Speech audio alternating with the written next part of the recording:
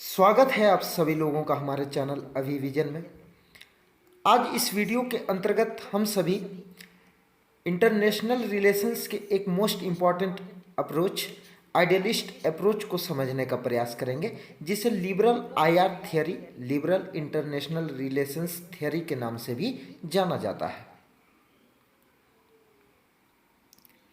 Video को start करने से पहले मैं आपको कहना चाहता हूं कि यदि आप चैनल पर नए हैं तो चैनल को सब्सक्राइब कर लीजिए for all the daily political science video updates. और यदि आपको चैनल के टेलीग्राम ग्रुप से जुड़ना है तो लिंक डिस्क्रिप्शन में दी हुई है, या फिर आप टेलीग्राम ऐप पर जाकर अभी विजन को सर्च करें तथा हमारे यूट्यूब चैनल के टेलीग्राम ग्रुप को सब्सक्राइब करके जुड़ सकता है। वहाँ आपको पॉलिटिकल साइंस से रिलेटेड मोस्ट इम्पॉर्टेंट पीडीएफ्स एवं इम्पॉर्टेंट नोट्स अवेलेबल होंगे। और यदि आपको इस टॉपिक का पीडीएफ फाइल चाहिए तो वो भी आपको हमारे यूट्यूब चैनल के टेलीग्राम ग्रुप पर मिल जाएंगे। वहाँ से जाके आप इस पीडीएफ फाइल को प्राप्त कर सकता है।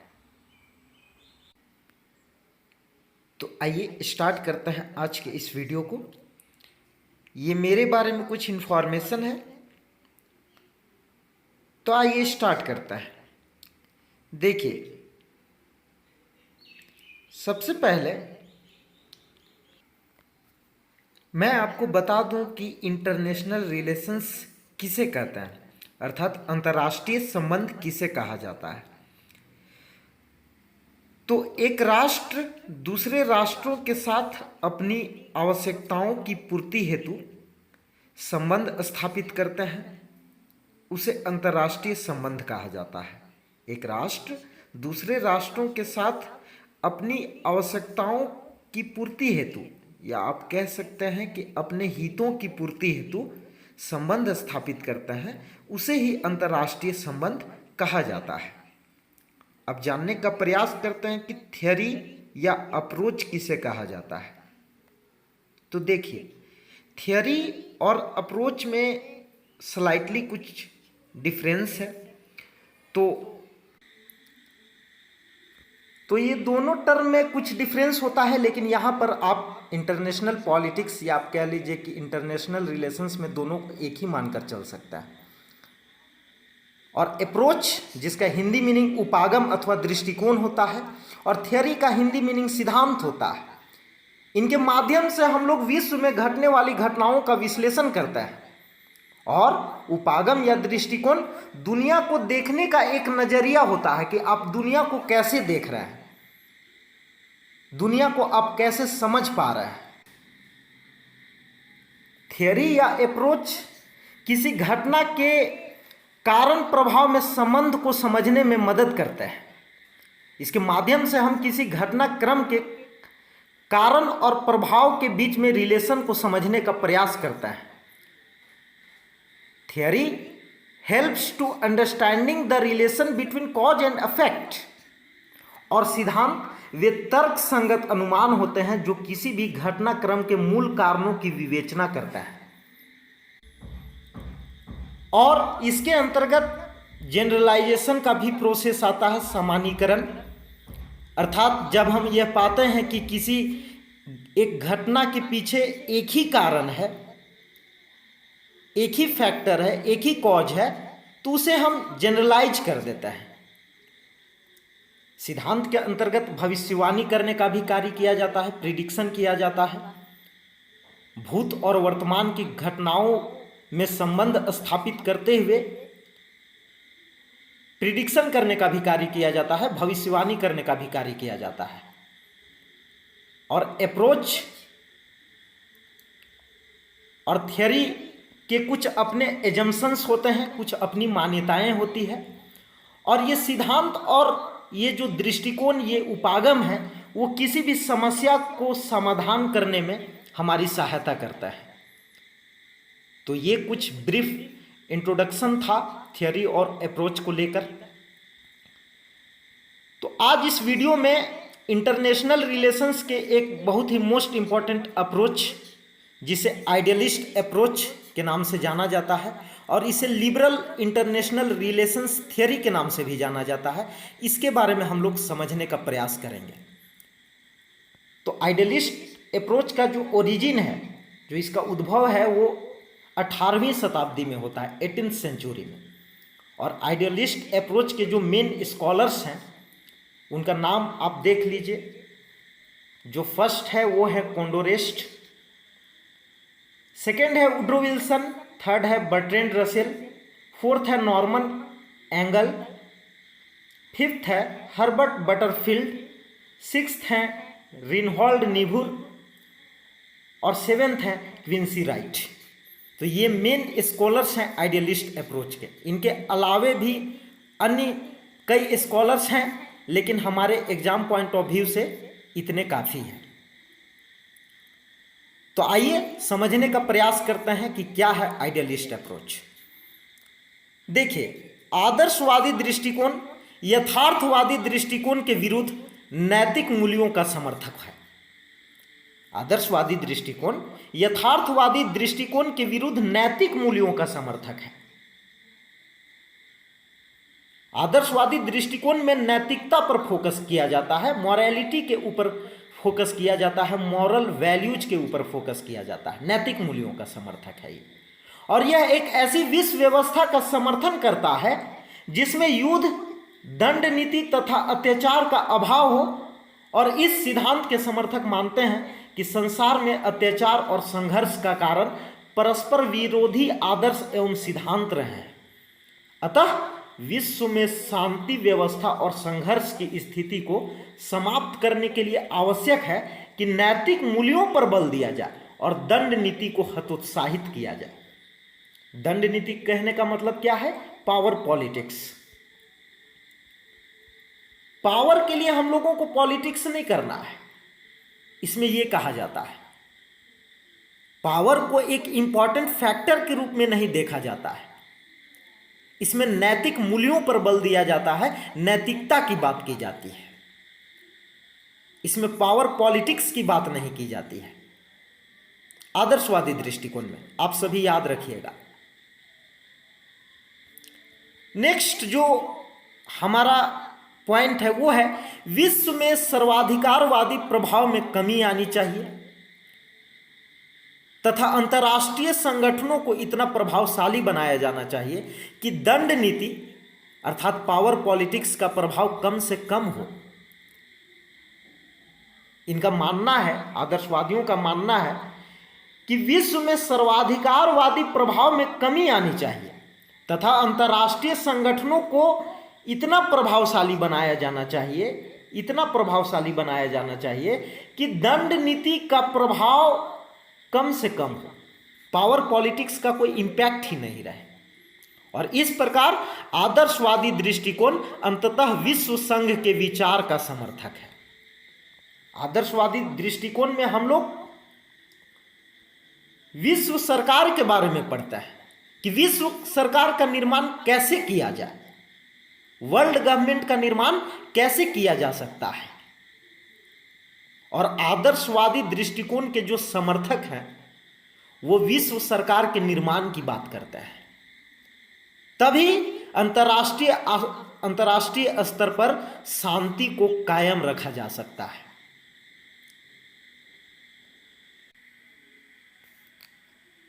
सन 1795 ईस्वी में कोंडरेस्ट ने अपनी एक पुस्तिका में उन सभी बातों का उल्लेख किया जिनको कि एक आदर्शवादी अंतर्राष्ट्रीय संबंधों के लिए आवश्यक मानते हैं।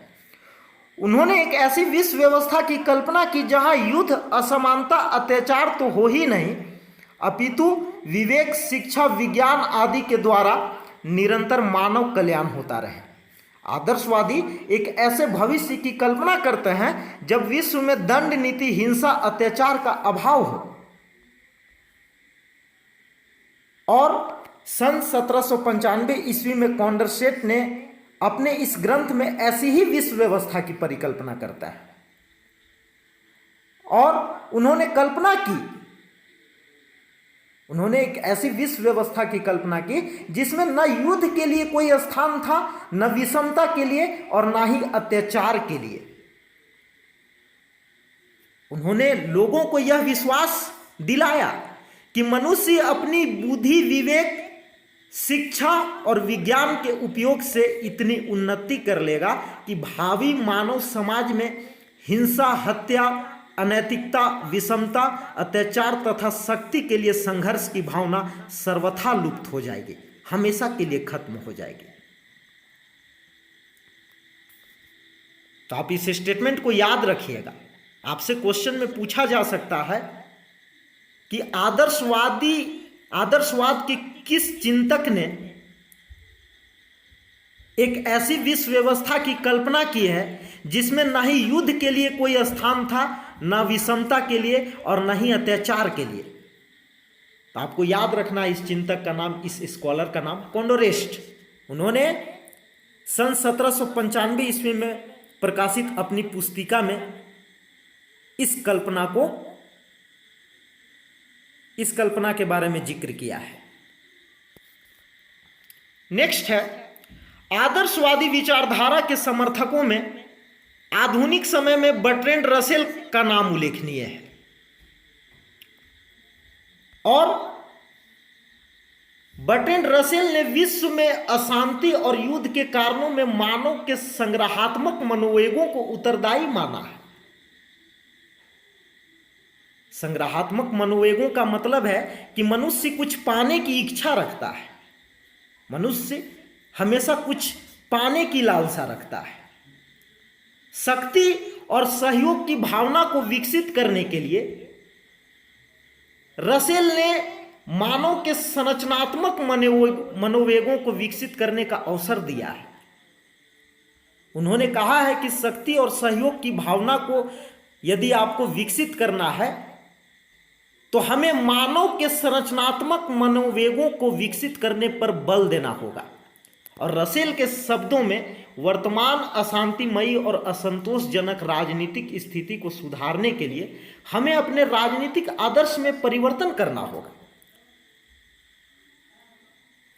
वर्तमान का जो इन्वायरमेंट है वो पीसफुल नहीं है, वो असंतोषजनक है। और यदि इस सिचुएशन में हमें बदलाव करना है, इस सिचुएशन में हमें परिवर्तन करना है, तो हमें अपने पॉलिटिकल आइडियल्स में परिवर्तन करना होगा, हमें अपने राजनीतिक आदर्श में सबसे पहले परिवर्तन करना होगा। तो बर्ट्रैंड रसेल का ऐसा विचार है। बर्ट्रैंड रसेल का मत है कि अनावश्यक प्रतिस्पर्धा, शक्ति की लालसा और द्वेष को जन्म देने वाली अधिकार लिप्सा के स्थान पर रचनात्मक प्रेरणाओं, कंस्ट्रक्टिव इंपल्सेस को अपनाना और उनका पोषण करना होगा, तभी विश्व के राष्ट्रों के मध्य प्रेम और सहयोग का वातावरण पनपेगा। मनुष्य के रचनात्मक मनोवेगों पर बल देना होगा, उनके संरचनात्मक मनोवेगों पर बल देना होगा, तभी विश्व के राष्ट्रों के मध्य प्रेम और सहयोग का वातावरण पनपेगा। उनका विश्वास है कि अंतर्राष्ट्रीय शांति के लिए निःशस्त्रीकरण आवश्यक है। यदि आप अंतर्राष्ट्रीय शांति के समर्थक हैं, इंटरनेशनल लेवल पर पीस को मेंटेन रखना चाहते हैं, तो आपको डिसर्मामेंट के प्रोसेस को बढ़ावा देना होगा। निःशस्त्रीकरण की आवश्यक है।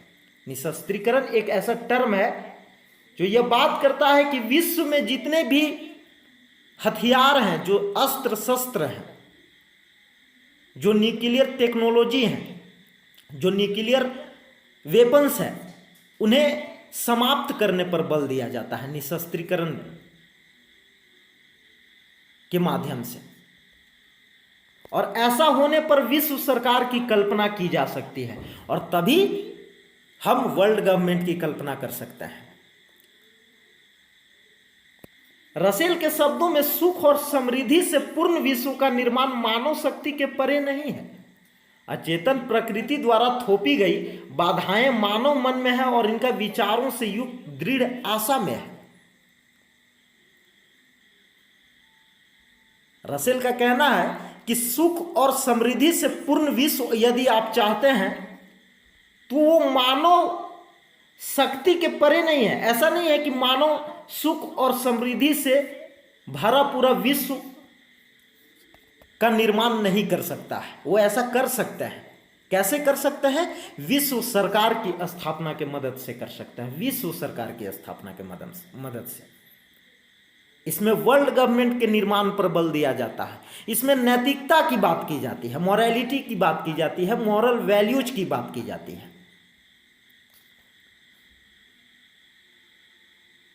नेक्स्ट है 1919 से लेके 1934 तक संयुक्त राज्य अमेरिका के राष्ट्रपति वुड्रो विल्सन आदर्शवाद के सबसे बड़े प्रवक्ता रहे और उन्होंने विश्व शांति के लिए 14 सूत्रों की स्थापना की, जो विल्सन के 14 सूत्रों के नाम से जाने जाते हैं। और उन्हीं की कल्पना के आधार पर राष्ट्र संघ की स्थापना हुई थी। आपको याद रखना है ये बात कि राष्ट्र संघ की स्थापना किनकी कल्पना का परिणाम है? वो वुड्रो विल्सन की कल्पना का परिणाम है। और राष्ट्र संघ की स्थापना कभी भी, राष्ट्र संघ की स्थापना हुई थी 1920 में। 1920 ईस्वी में लीग ऑफ नेशंस की स्थापना की गई थी। राष्ट्र संघ को इंग्लिश में हम लोग लीग ऑफ नेशंस के नाम से जानते हैं।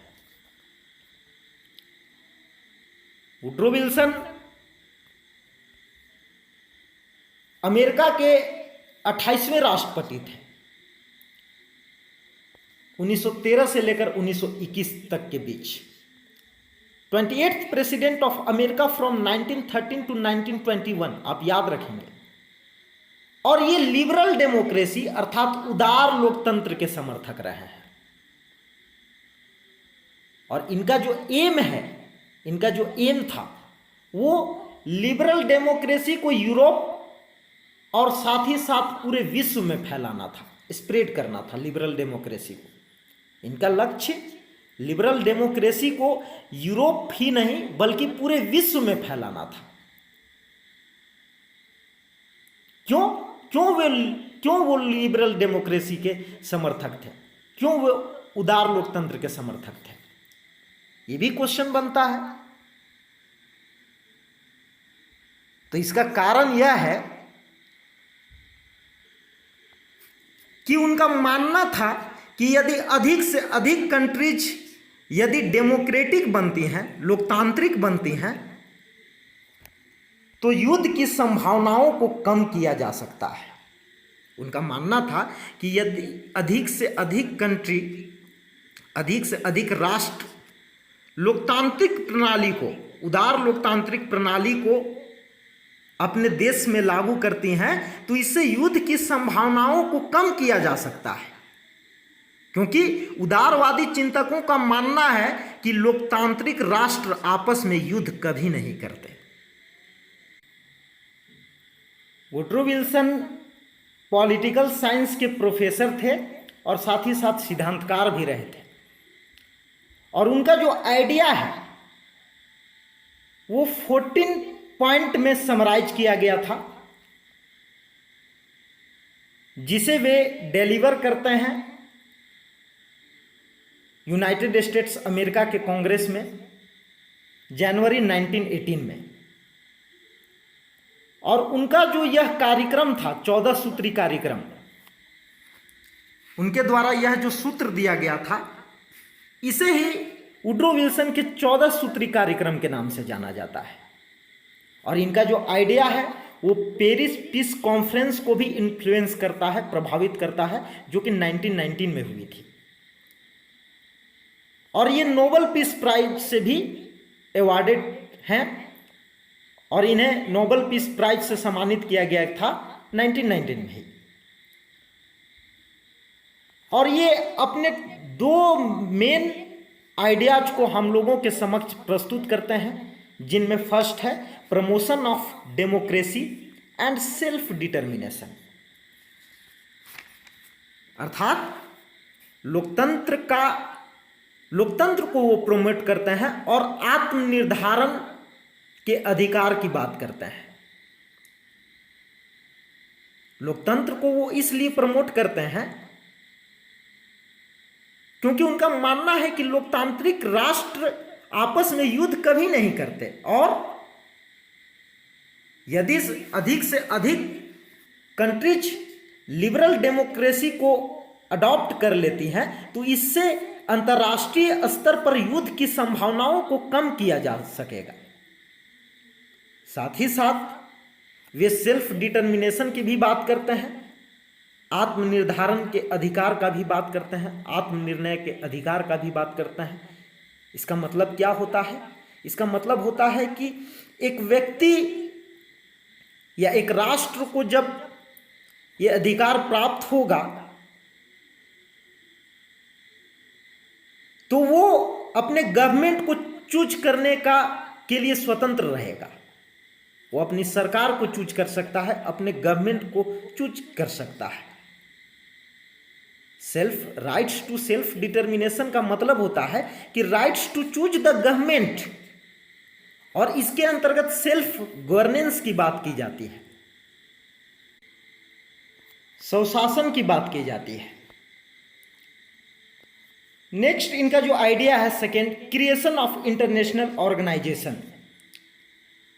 और वो सजेस्ट करते हैं कि यदि अंतर्राष्ट्रीय स्तर पर शांति को मेंटेन करके रखना है, पीस को मेंटेन करके रखना है, तो इसके लिए हमें इंटरनेशनल ऑर्गेनाइजेशन का निर्माण करना होगा, एक अंतर्राष्ट्रीय संगठन का निर्माण करना होगा। नेक्स्ट जो हमारे आइडियलिस्ट थिंकर हैं उनका नाम है, वो बहुत ही फेमस थिंकर है, उनका नाम है नॉर्मन एंगल। इनकी एक बुक पब्लिश होती है द ग्रेट इल्यूजन के नाम से, द ग्रेट इल्यूजन, जो कि 1909 में पब्लिश होती है। और इस बुक में वो कहते हैं कि it is an illusion that war is beneficial for winners. Illusion का अर्थ होता है भ्रम। इल्यूजन का अर्थ क्या होता है? भ्रम। कि यह एक भ्रम है कि युद्ध विजेताओं के लिए लाभप्रद होता है। इस बुक में वो अपने इस स्टेटमेंट को देते हैं और कहता है कि इट इज एन इल्यूजन कि war is beneficial for winners, कि ये आपका एक भ्रम है। आप यदि सोचते हैं कि युद्ध करने से किसी को लाभ होगा तो आप गलत सोचते हैं, आप भ्रम में हैं, ऐसा नहीं होता। और एग्जाम्पल देते हुए वो कहते हैं कि in modern times territorial conquest disadvantageous, war disrupts international commerce और ट्रेड। वो कहते हैं कि आधुनिक समय ऐसा है, वर्तमान का जो समय है, जिसमें टेरिटोरियल कॉन्क्विस्ट डिसएडवांटेजियस है। कहने का मतलब है कि पहले एक राष्ट्र दूसरे राष्ट्र पर अपनी सेना लेकर जाता था और जबरन उसके भू क्षेत्र पर अधिकार कर लेता था, क्योंकि पहले जो मीन्स ऑफ प्रोडक्शन थी वो मीन्स ऑफ प्रोडक्शन लैंड हुआ करती थी, टेरिटरी हुआ करती थी, भूक्षेत्र हुआ करता था, जमीन थी। उत्पादन का प्रमुख साधन क्या था? जमीन, भूक्षेत्र, लैंड, भूमि, आप कुछ भी कह सकते हैं। लेकिन अभी का जो समय है, वर्तमान का समय है, वर्तमान के समय में इंटरनेशनल कॉमर्स और ट्रेड की बात की जाती है, अर्थात अंतर्राष्ट्रीय व्यापार की बात की जाती है। और यदि राष्ट्रों के बीच युद्ध होते हैं तो यह इंटरनेशनल कॉमर्स और ट्रेड को डिस्टरप्ट करती है, दैट मीन्स कि बाधित करती है। डिसरप्ट का मतलब यहां बाधित करना हुआ। तो मॉडर्न टाइम में टेरिटोरियल कॉन्क्विस्ट बेकार है, हमें इंटरनेशनल कॉमर्स और ट्रेड पर ध्यान देना चाहिए। इनके द्वारा ऐसा कहा जाता है अपने famous book the great illusion, जो कि 1909 में पब्लिश हुई थी। और इनका मानना है कि economic interdependence among states can bring peace and avoid Wars. यहां प्रिंटिंग मिस्टेक है, इंटरडिपेंडेंस होना चाहिए, इकोनॉमिक इंटरडिपेंडेंस। इनका मानना है कि आर्थिक अंतर्निर्भरता राज्यों के बीच शांति कायम करने में मदद करती है और वॉर को एवॉइड करती है। तो इनका ऐसा मानना है और इन सारी बातों का जिक्र वो अपनी फेमस पुस्तक द ग्रेट इल्यूजन जो कि 1909 में पब्लिश हुई थी इसमें करते हैं। तो आप सभी याद रखिएगा कि द ग्रेट इल्यूजन बुक कब पब्लिश हुई थी? 1909 में। और किसके द्वारा ये बुक लिखी गई है? नॉर्मन एंगल, जो कि फेमस आइडियलिस्ट थिंकर है। ये क्वेश्चन आपके एग्जाम में पूछी जा सकती है।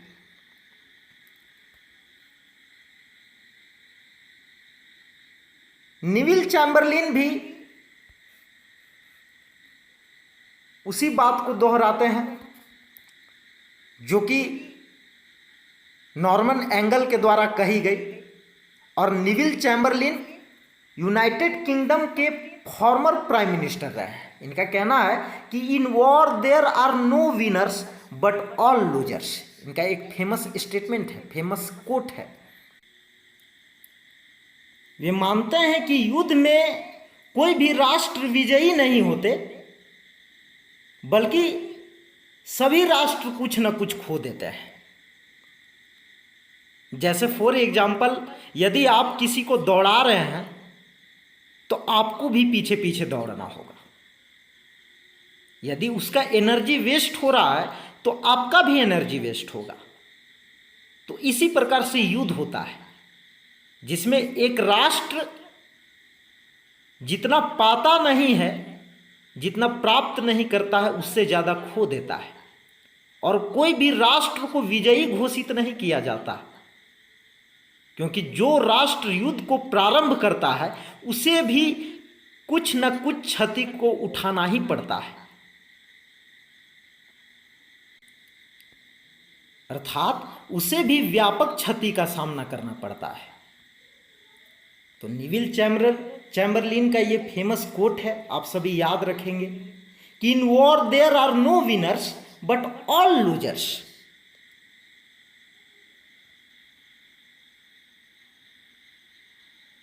आदर्शवादी विचारधारा का वर्णन करते हुए कोलंबस तथा वुल्फ, नाम याद रखेंगे आप सभी, ने एक फेमस स्टेटमेंट दिया है। वो स्टेटमेंट क्या है? उनका कहना है कि आदर्शवादियों के लिए राजनीति एक अच्छी सरकार की कला है, न कि संभावित सरकार की कला। एक अच्छा राजनीतिक व्यक्ति वह नहीं करता है जो संभव होता है, बल्कि वह करता है जो अच्छा है। वह अपने सह मानवों को आंतरिक तथा अंतर्राष्ट्रीय दोनों स्तरों पर अच्छा जीवन तथा सम्मान प्रदान करवाता है। आदर्शवादी विचारधारा का वर्णन करते हुए कोलंबस तथा वुल्फ कहते हैं कि आदर्शवादियों के लिए राजनीति एक अच्छी सरकार की कला है, न कि संभावित सरकार की कला। एक अच्छा राजनीतिक व्यक्ति वह नहीं करता है जो संभव होता है। उनका मानना है कि एक जो अच्छा पॉलिटिशियन है, एक अच्छा जो राजनीतिक व्यक्ति है, वो उस कार्य को नहीं करेगा जो संभव है, बल्कि उस कार्य को करेगा जो कार्य अच्छा है, जो एक राष्ट्र के राष्ट्रीय हितों की पूर्ति करती हो और जो एक राष्ट्र के नागरिकों को सम्मान प्रदान करवाती हो अंतर्राष्ट्रीय स्तर पर। वह अपने सह मानवों को आंतरिक तथा अंतर्राष्ट्रीय दोनों स्तरों पर अच्छा जीवन तथा सम्मान प्रदान करवाता है। तो ऐसा कहना है कोलंबस तथा वुल्फ का कि एक अच्छा राजनीतिक व्यक्ति वो होता है जो वह नहीं करता है जो संभव होता है, बल्कि वह करता है जो अच्छा होता है, जो लोगों के लिए अच्छा होता है, जो नागरिकों के लिए अच्छा होता है, जो राष्ट्र के लिए अच्छा होता है। और वह अपने नागरिकों को आंतरिक तथा अंतर्राष्ट्रीय दोनों स्तरों पर अच्छा जीवन तथा सम्मान प्रदान करवाता है। तो आप सभी याद रखेंगे, ये स्टेटमेंट भी आपके एग्जाम में पूछा जा सकता है कि ये स्टेटमेंट किनका है, कोलंबस तथा वुल्फ। अर्थात हम कह सकते हैं कि अंतर्राष्ट्रीय राजनीति में आदर्शवादी दृष्टिकोण का संबंध क्या होना चाहिए से है।